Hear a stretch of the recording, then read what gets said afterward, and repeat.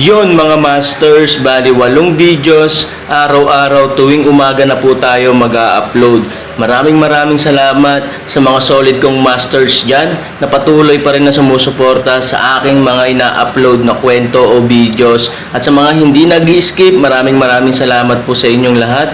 At mag-iingat po kayo palagi and God bless.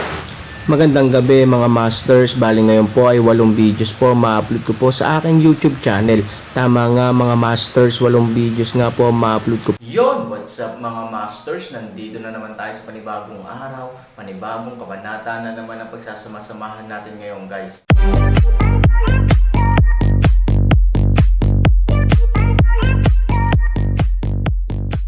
Bali mga masters, kung bago ka pa lang po sa aking YouTube channel, please click the subscribe button, lalong-lalo na po yung notification bell guys, para maging connected pa rin tayo sa isa't isa at maging updated kayo sa mga susunod ko pang video. Bali mga masters, bago natin umpisahan ng kwento ay mag-shoutout po muna tayo para sa mga solid nating tagapakinig. Shoutout kay Jeps Healthfield at shoutout kay Robert Tolentino. Yun na nga mga masters, no? Bali hindi na ito patagalin. In 3, 2, 1, let's go!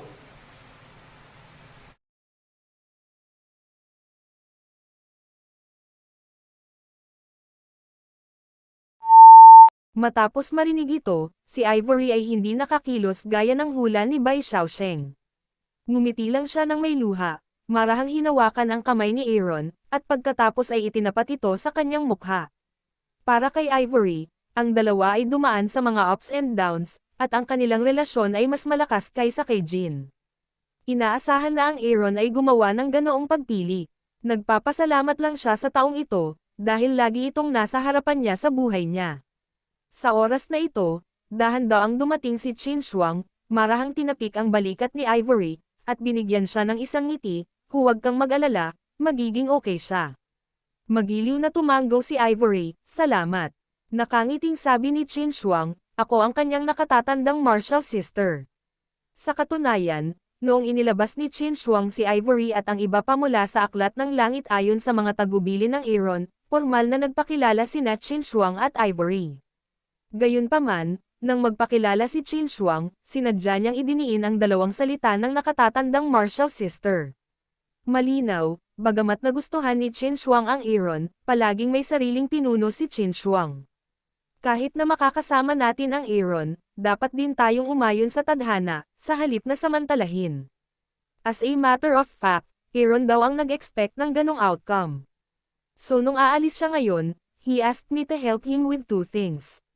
One is to let me guard in the woods after you are settled here.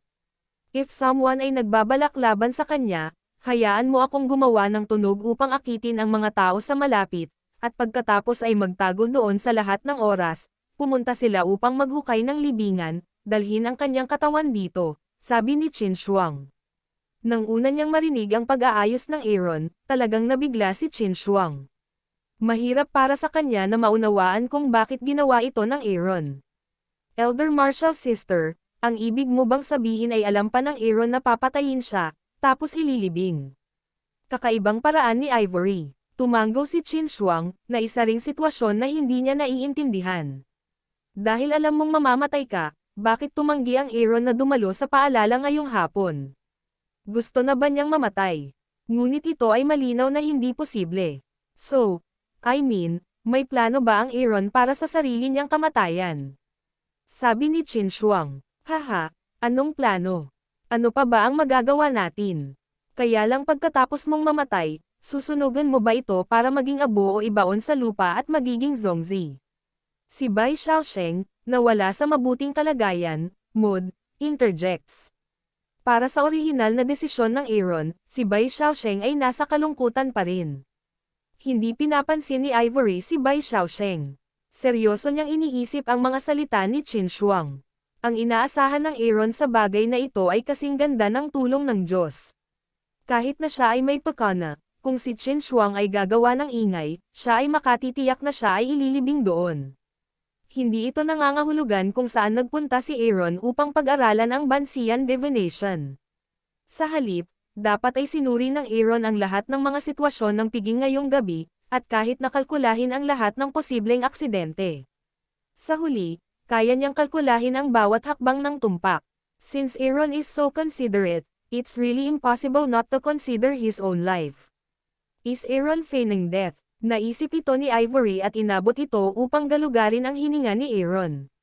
Pagkatapos, hindi siya naniniwala sa kasamaan at naglagay ng daloy ng enerhiya sa katawan ni Aaron. Ngunit sa kanyang pagkabigo, ang Aaron ay hindi lamang namatay, ngunit namatay din ng lubusan. Nang makita ito, sinubukan ni Chen Shuang ng ilang beses, ngunit ito pa rin ang resulta. Sa pagtingin sa dalawang nawawalang babae, hindi napigilan ni Bai Xiaosheng na mapabuntong hininga at umiling, lalabas ako at titingin sa hangin. Sa sandaling umalis si Bai Xiaosheng, ang kapaligiran sa loob ng bahay ay naging mas tahimik. Ang dalawang babae ang tahimik na nakatayo sa tabi ng katawan ni Aaron sa wakas, hindi nila alam kung sino ang unang nagsalita tungkol sa Aaron. Ibinahagi ni Ivory ang kanyang pagtatagpo, pagkakakilala at pagmamahal kay Aaron sa mundo si Ivory tungkol sa nakaraan ni Aaron sa nihilismo noong siya ay pumasok sa mundo. Nang maalala ang mga bagay na iyon, hindi maiwasan ng dalawang mukha ng babae ang pagpapakita ng nakakaalam ng ngiti. Nasinaway ni Ivory si Aaron dahil sa kanyang katangahan sa nihilismo, at pinahahalagahan ang pangangalaga ni Chen Shuang para kay Aaron. Kinaiinggitan ni Chen Shuang ang matamis na pag-ibig ni na Aaron at Ivory na parang isang ibon sa pakpak, at kahit na iginagalang ang isang uri ng hindi makatutuhanang pagmamalabas, magkaribal sila sa pag-ibig, mas kakaiba sila. Pero konektado sila sa isa't isa dahil sa iisang tao. Ang saloobin ni Chen Shuang sa Aaron ay hindi nagpaparamdam kay Ivory na hindi komportable. Ngunit habang nag-uusap sila tungkol sa nakaraan ni Aaron, bahagyang gumalaw ang mga daliri ni Aaron. Ngunit sa kanyang katawan, ay talagang nagkakaroon ng nakagugulat na malaking pagbabago. Ang lason na hamarang sa lahat ng mga meridian ay nagsimulang dahan-daang sumanib sa dugo ni Aaron. Katulad ng dam na nakaharang sa baha, biglang pumutok ang dam, at ang buong dam ay nilamon ng baha. Sa baha, tumakbo siya sa katawan ni Aaron. Kapag ang unang acupoint ay nasira, ang natitira ay maaari lamang ilarawan bilang pagsira at pagkabulok. 12 ng mga meridian ang tinatakan sa katawan, lahat sila ay nilubog ng baha, at ang dugo ay naging gintong itim dahil sa kanilang karagdagan. Ang dugong ito, nang walang kadena ng mga acupoints na ito, ay ganap na pinakawalan ang sarili at tumakbo sa paligid ng katawan ni Aaron. Sa wakas, ito ay dumadaloy sa lahat ng bahagi ng kanyang katawan, sa kanyang mga panloob na organo, at bawat bahagi ng kanyang dugo ay napupunta mula sa kumikinang na ginto hanggang sa itim na ginto. Pagkatapos, lahat ng dugo ay natipon patungo sa puso ni Aaron. Pagkatapos ay dumadaloy ito sa puso. Saglit lang, biglang naglabas ng kakaibang liwanag ang buong puso. Ang mga ilaw na ito minsan itim, minsan puti, minsan pula, minsan berde, salit-salit na kumikislap sa isa't isa, at sa wakas, naging matatag. Sa oras na ito, ang puso ng Aaron, dahil sa kanilang katatagan, ay naging 7 kulay.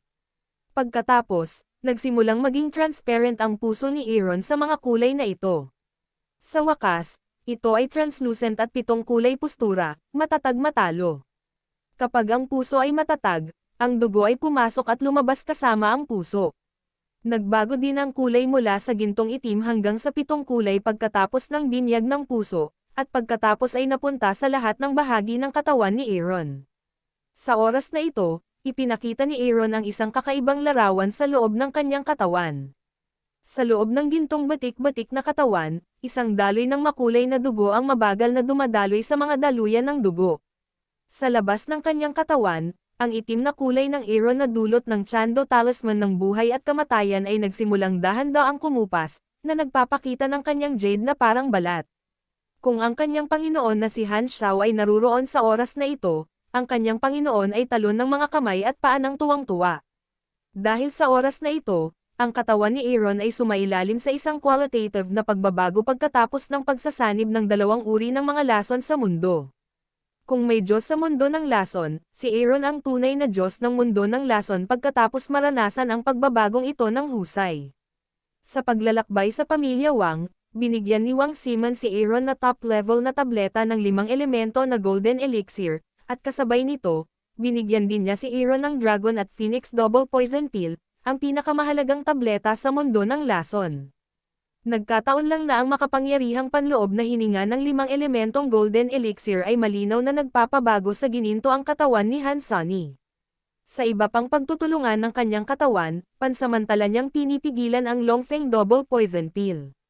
Sa paglipas ng panahon, ang malakas na toxicity ng Longfeng Shuangdu Pills ay na-adapt ng katawan ni Aaron sa paglipas ng panahon, at maging ang dalawa ay natutong magsama. Sa makatuwid, nang makilala ni Han Xiao ang Aaron, gusto niyang ipasa ang kanyang mga merito, ngunit dahil ang Dragon at Phoenix Double Poison Pill sa Aaron ay ganap na pinaitim ang kanyang mga kamay, natagpuan niya ang partikularidad ng kanyang katawan. Mula sa isang tiyak na punto ng view, ang Dragon at Phoenix Double Poison Pill ay naging matagumpay sa Aaron. Ang orihinal na panlilinlang ni Wang Simon ay hindi inaasahang ginawa ang Aaron bilang isang blessing in disguise at kumita ng maraming kita. At higit sa lahat, ang huling magic assist ni Wang. Isa pang lubhang nakakalason na tsando ang itinurok sa katawan ni Aaron. Nang sumiklab ang lason noong araw na iyon, hindi ito nalabanan ng Aaron, kaya nalasan siya. Ngunit pagkaraan ng mahabang panahon, nagsimulang subukan ng katawan na umangkop dito dahil umangkop ito sa Longfeng Double Poison Pill. Kapag nasanay ka na, ang mga kamangha-manghang bagay ay nangyayari. Ang dalawang nakamamatay na lason ay nagsimulang mag-away sa intersection ng isa't isa, ngunit hindi nagtagal, hindi kayang harapin ni Chando ang pagtutulungan ng Dragon at Phoenix at katawan ni Aaron ng mag-isa, kaya nahulog ito sa kawalan. Hindi nagtagal pagkatapos noon, ang Chando, isang uri ng lason sa mundo, ay nagkaroon ng matinding pagnanais na mabuhay. Hindi niya ito kayang labanan, kaya pinili niyang isama sa Nomenan. Ito ang kakanyahan ng lubhang nakakalason, mahirap alisin, kaligtasan ng buhay at mutation kakayahan ay napakalakas, ngunit din sa hindi nakikitang tulong Aaron. Pagkatapos ng pagsasama-sama ng dalawang kakaibang lason sa mundo at ang kakanyahan ng pagsasanay ng Aaron ng katawan, ang sitwasyon ng isang dagdag na isa ay mas malaki kaysa sa dalawa ay ganap na nabuo sa isang pagkakataon, at sa wakas ang kahangahangang lason ng 7 kulay ay nabuo. Sa madaling salita, ang Aaron ay ngayon, sa isang kahulugan, ang pinaka-nakakalason na lason sa mundo kung gusto niya. O, sa isang kahulugan, ang malaking lason na ito, dahil ito ay symbiotic sa ganitong uri ng kakaibang lason sa mundo, ay walang pagsalakay. Maaari pa itong lumamon ng iba pang mga lason. Sa makatuwid, kung narito si Han Xiao, magiging napakasaya niya. Hinukay pa niya ang libingan ng kanyang amo at sinabi sa kanya na ang Xianling Island ay hindi lamang isang henyo na may lason na tao, kundi isang henyo rin na may lason na Diyos. At nawang Huanji, tansyahin maaari gas ng direktang suka dugo sa lugar upang mamatay. Dahil gusto niyang sirain ang isla ng engkanto ng Panginoon, ngunit halos tinulungan niya ang Aaron. Kung wala ang kanyang natural na lason, ang katawan ni Aaron ay hindi maaaring magkaroon ng husay na pagbabago ngayon. Nang liwanag na, ang dalawang babae ay nagkukwentuhan patungkol sa nakaraan, ngunit sa oras na ito, isang biro ang biglang dumating, wala na ang nakaraan, hindi ka ba nalilibang kay kuya? Kahit alamat ni kuya. Yun na nga mga masters, no? Bali panibagong kabanata na naman yung natapos natin ngayong gabi.